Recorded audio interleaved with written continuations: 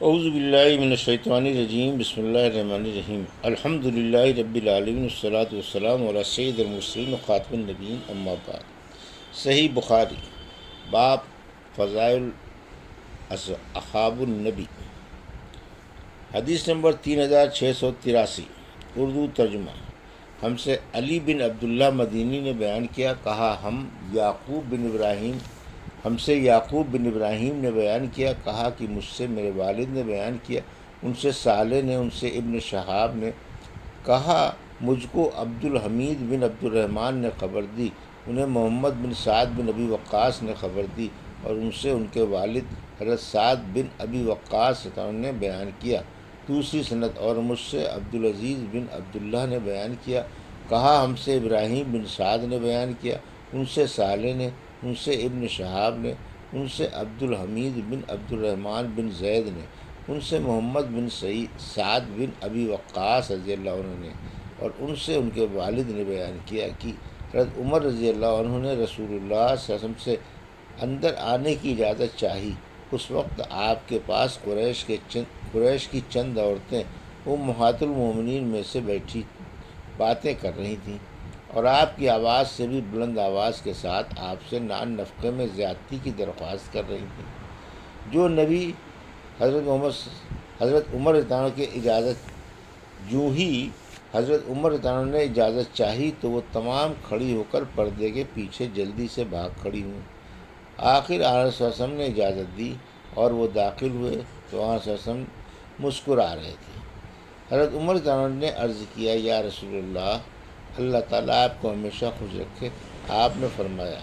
مجھے ان عورتوں پر ہنسی آ رہی ہے جو ابھی میرے پاس بیٹھی ہوئی تھیں، لیکن تمہاری آواز سنتے ہی سب پردے کے پیچھے بھاگ گئی۔ حضرت عمر رضی اللہ عنہ نے عرض کیا، یا رسول اللہ، ڈرنا تو انہیں آپ سے چاہیے تھا۔ پھر انہوں نے عورتوں سے کہا، اے اپنی جانوں کی دشمنوں، تم مجھ سے تو ڈرتی ہو اور حضور اکرم صلی اللہ علیہ وسلم سے نہیں ڈرتی۔ عورتوں نے کہا کہ ہاں، آپ ٹھیک کہتے ہیں، حضور اکرم صلی اللہ علیہ وسلم کے مقابلے میں آپ کہیں زیادہ سخت ہیں۔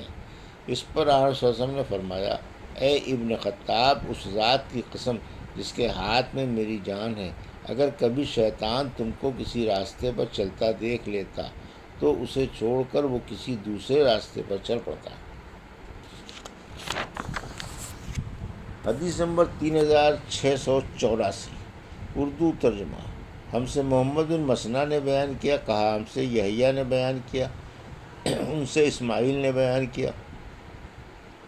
کہا ہم سے قیس نے بیان کیا کہ عبداللہ بن مسعود رضی اللہ عنہ نے کہا، حضرت عمر رضی اللہ عنہ کے اسلام لانے کے بعد پھر ہمیں ہمیشہ عزت حاصل رہی۔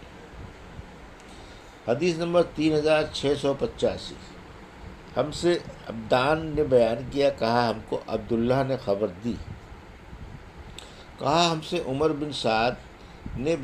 بن سعید نے بیان کیا، ان سے ابن ابی ملیکہ نے، اور انہوں نے ابن عباس رضی اللہ عنہ کو کہتے سنا کہ جب عمر رضی اللہ عنہ کو شہادت کے بعد ان کے بستر پر رکھا گیا تو تمام لوگوں نے لاش مبارک کو گھیر لیا اور ان کے لیے اللہ سے دعا اور مغفرت طلب کرنے لگے۔ لاش ابھی اٹھائی نہیں گئی تھی، میں بھی وہیں موجود تھا۔ اسی حالت میں اچانک ایک صاحب نے میرا شانہ پکڑ لیا، میں نے دیکھا تو وہ علی رضی اللہ عنہ تھے۔ پھر انہوں نے عمر رضی اللہ عنہ کے لیے دعائے مرحمت کی اور ان کی لاش کو مخاطب کر کے کہا، آپ نے اپنے بعد کسی بھی شخص کو نہیں چھوڑا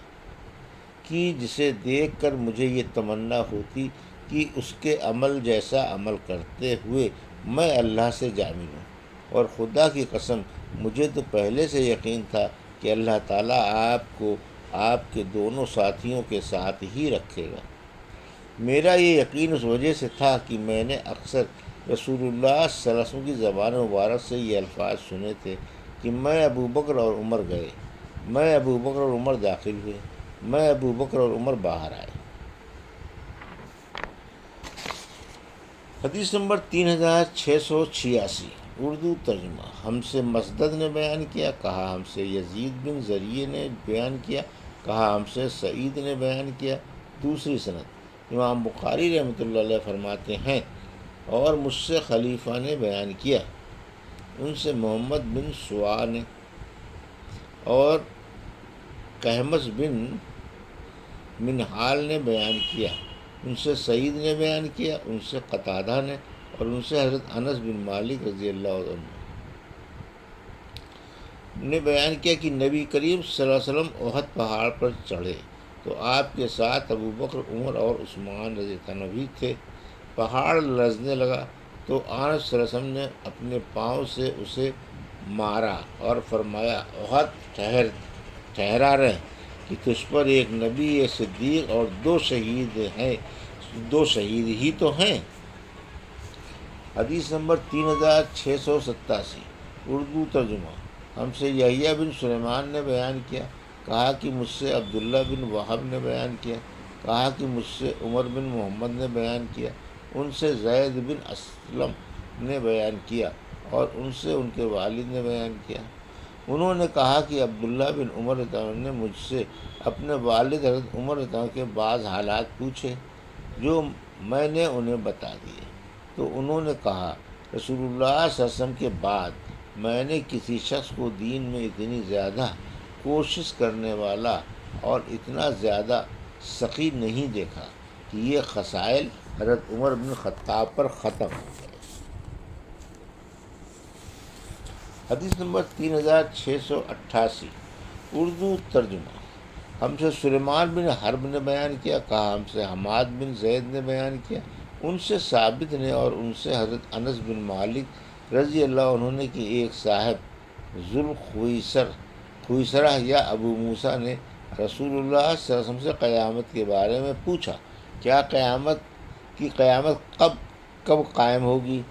اس پر آپ نے فرمایا، تم نے قیامت کے لیے تیاری کیا کی ہے؟ انہوں نے عرض کیا، کچھ بھی نہیں سوائے اس کے کہ میں اللہ اور اس کے رسول سے محبت رکھتا ہوں۔ آن صلی اللہ علیہ وسلم نے فرمایا کہ پھر تمہارا حشر بھی انہی کے ساتھ ہوگا جن سے تمہیں محبت ہے۔ حضرت انس رضی اللہ عنہ نے بیان کیا کہ ہمیں کبھی اتنی خوشی کسی بات پر بھی نہیں ہوئی جتنی آپ کی یہ حدیث سن کر ہوئی کہ تمہارا حشر انہی کے ساتھ ہوگا جس سے تمہیں محبت ہے۔ حضرت انس رضی اللہ عنہ نے کہا کہ میں بھی رسول اللہ صلی اللہ علیہ وسلم سے اور حضرت ابو بکر سے محبت رکھتا ہوں، اور ان سے اپنی اسی محبت کی وجہ سے امید رکھتا ہوں کہ میرا حشر انہی کے ساتھ ہوگا، اگرچہ میں ان جیسے عمل نہ کر سکا۔ حدیث نمبر 3689، ہم سے یحییٰ بن قزہ نے بیان کیا، کہا ہم سے ابراہیم بن سعد نے بیان کیا، ان سے ان کے والد نے، ان سے ابو سلمہ نے، اور ان سے حضرت ابو ہریرہ رضی اللہ عنہ نے بیان کیا کہ رسول اللہ صلی اللہ علیہ وسلم نے فرمایا، تم سے پہلی امتوں میں محدث ہوا کرتے تھے، اگر میری امت میں کوئی ایسا شخص ہے تو وہ عمر ہے۔ اگر زکریا بن ابی زائد نے اپنی روایت میں سعد سے یہ بڑھایا ہے کہ ان سے ابو سلمہ نے بیان کیا، اور ان سے حضرت ابو ہریرہ نے کہ نبی کریم صلی اللہ علیہ وسلم نے فرمایا، تم سے پہلے بنی اسرائیل کی امتوں میں کچھ لوگ ایسے ہوا کرتے تھے کہ نبی نہیں ہوتے تھے، اور اس کے باوجود فرشتے ان سے کلام کیا کرتے تھے، اور اگر میری امت میں کوئی ایسا شخص ہو سکتا ہے تو وہ حضرت عمر ہے۔ ابن عباس نے پڑھا، من نبی ولا محدث۔ یہ تھی صحیح بخاری باب فضائل اصحاب النبی کی حدیث نمبر 3683 سے 3689 کا اردو ترجمہ جو ابھی آپ نے سماعت فرمایا۔ اللہ سے دعا ہے کہ اللہ میں حدیثوں کی صحیح سمجھ عطا فرما اور ان پر عمل کرنے کی توفیق عطا فرما، آمین یا رب العالمین۔